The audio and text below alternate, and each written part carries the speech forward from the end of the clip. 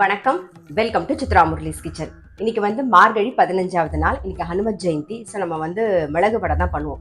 நான் வந்து உளுத்தம்பருப்பை நல்லா ஊற வச்சு தண்ணியெல்லாம் நல்லா 1 மணி நேரம் ஊற வச்சுட்டு தண்ணியெல்லாம் வடிய விட்டுட்டு அரைச்சி வச்சிருக்கேன்.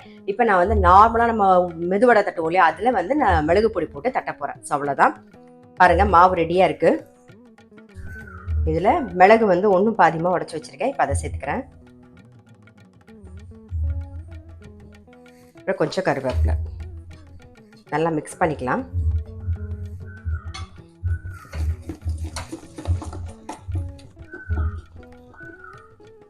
மாவுலேயே வந்து உப்பெல்லாம் போட்டாச்சு. இப்போ வந்து மிளகு பொடி கருவேப்பிலை போட்டு நல்லா மிக்ஸ் பண்ணியாச்சு.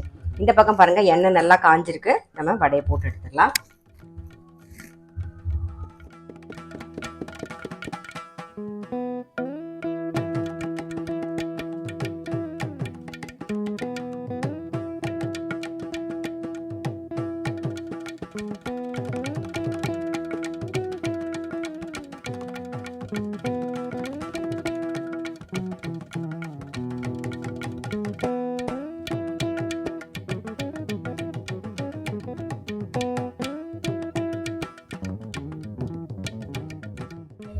வடையை வந்து எடுத்துருவோம்.